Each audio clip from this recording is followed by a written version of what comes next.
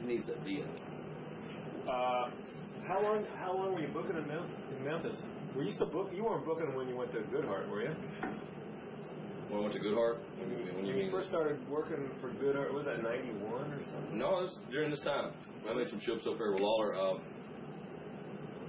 It was during about the same time I was doing the booking job. I don't think, I went back up because I worked the Cactus Jack matches while I was booking and not booking and so forth. I went through 90 till Christmas or something like that around January. And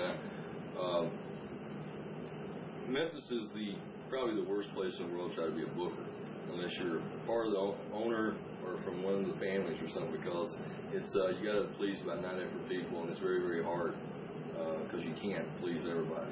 And after a while, it gets frustrating, and it's not worth it. And I saw that, and I just asked to be pulled away from it, and I did that till about January of 91, I guess. I took it like a month off. Missy and I went on a skiing trip, a lot of people know this. In January of 91, went to Aspen for a week. And we talked about getting back together and stuff like that, didn't do it. I think things that just went to, she had her deal, I was happy at home. And so I just had a nice vacation away, got back home. Had never been switched babyface in Memphis before.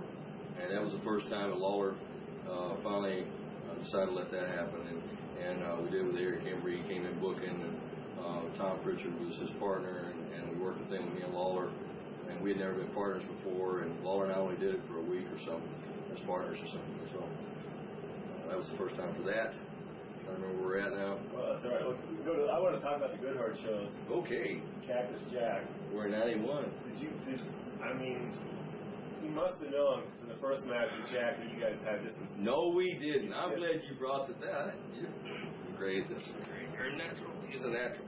The first match that he and I had, and if you ask him this, he'll tell you if he really thinks back about it. The first match that we had was like a 15-minute draw, I think, in Philadelphia, the first match. It stunk. It was the worst match and going out there in front of the hardcores and knowing what kind of match you got to have. And what was funny was that Jack or I neither one of us knew whether we were babyface or heel in Philadelphia, because when I came back up, the last they had seen me, I was a babyface in Atlanta. Cactus Jack looks like a heel, but he had his hardcore following. And so it was like split, and we weren't working the right way. We were just having a regular match. We didn't know what was yet to come until the first time that we were booked in a gimmick match, and that's what we asked to be booked in, whatever that was the next time. I'm trying to remember what that was. The first of the series, whatever that was. So much of it. So when we came back in our first gimmick match, it's when we took off, and we were just able to kill each other and go all over the building, and whatever came next, we just went with it. If I saw him with the umbrella and he was about to hit me, he just hit me. If we got up on a table and he picked me up for a pile driver, it was just coming. Whether the table stayed there when he come down, a lot of times it didn't. It just went down through. Okay, but what about when you dumped the trash can and you pick up a bottle? Yeah, that was oh man. Because it looked like you were thinking for half a second, should I or shouldn't I? Good, I did a good job. No, that was another time too that we always try to think about what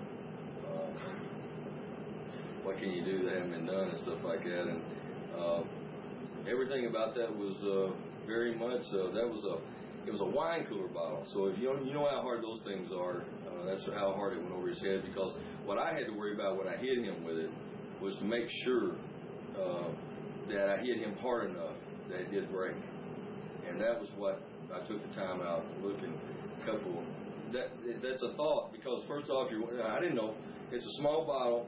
And first off, hitting him like this with it, I don't know whether when it breaks, if it's going to stab me in the hand, cut me, how bad it's going to cut him.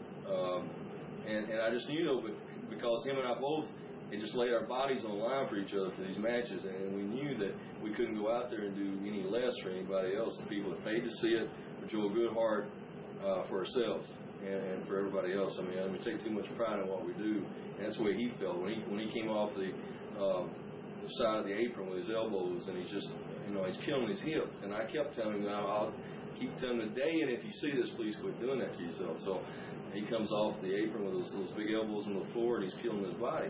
But we agreed to do that when I went out there that night. When we got the garbage can down, saw the bottles, and I went, hell, this is great.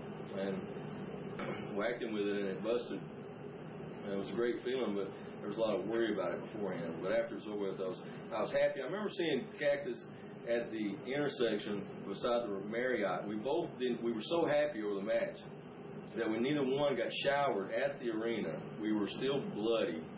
We dry blood on us, all over our tights, everything. But we're so like, yes, this is great. It did it at the bottom. Did you see that? And he got carried back. No.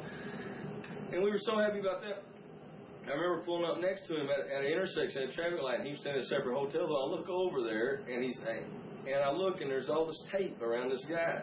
And I didn't know what he was driving, didn't know what he was in. I said, man, that guy's been in an accident or something. He said, I looked over and I looked again. He turns out and gives me that funny looking grin. And it was Cactus with all this tape and bandage and all this. And he's walking into his hotel that way. And I walked into the lobby of the Marriott with all the wrestling fans there. And I had tape. I couldn't get my head stopped bleeding. I had a bad cut right here in the middle of it. And I had taken tape and put a gauze pad on it and did it real tight. And it stopped. And Doug was with me, and we got inside, got up to the room, the Marriott room. I remember Stan Lane and Cornette and those guys were there. Tommy Rogers and Bobby Fulton were there that night because they were in the dressing room. And Doug went out with them. I couldn't leave the room that night. I wanted to come down because I couldn't get my head to stop bleeding. And I had to stay in the room all night. I had cabin fever. I wanted to see everybody. I wanted to talk to everybody. That was the hardest bar scene there ever was. Yeah, and I know it, because a lot of times I do enjoy getting to talk to a lot of people and getting their opinions on stuff. And that was one night I wish I could have come down. I couldn't.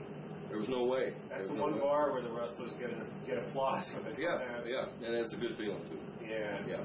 But those matches with Cactus were some I'll never forget. I love watching some of them sometimes. Now, what did you think when he flipped into the barbed wire and hung himself in that? He's nuts. I mean, were you worried about him then? Because he lost a lot of blood that night. He had to go to the hospital that night, didn't he? Yeah, he lost a lot of blood that night. So he lost. I think the most blood he lost was the night of the bottle, and the barbed wire. The barbed wire probably did less than it looks like. Just for the fact that that we tried to keep it off of it. It was very. I mean, this guy really and truly, this guy Cactus went out to really make sure y'all saw a good action-packed man and do stuff to himself just to inflict pain for your pleasure. And he did that barbed wire just for the fans, for all you out there.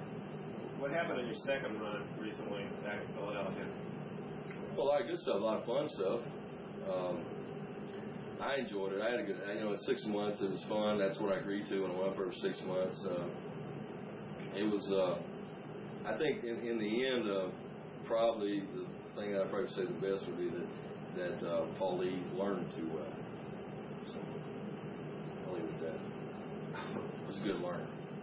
In other words, they didn't want two bookers out there. Not really. No, he learned well from me. He knows how to direct his business. I trusted him. Yeah. But what happened in Japan with that wings thing? That was my brother, and nobody ever, Who grabbed the mic that night? Doug. It was Doug. Let me say this, God, boy, that's what kills me about some of these things. So glad you came with this already. But someone I feel sometimes though that I hear that I don't even take the time to answer it because I think it's so hilarious and outrageous. No one ever checks anything out to see what's true or false, and then a lot of times people don't believe what's true or false anyway. They make it up in their mind just about headlines we see today with anybody. If Tanya Harding's already guilty and everybody's eyes whether she is or not.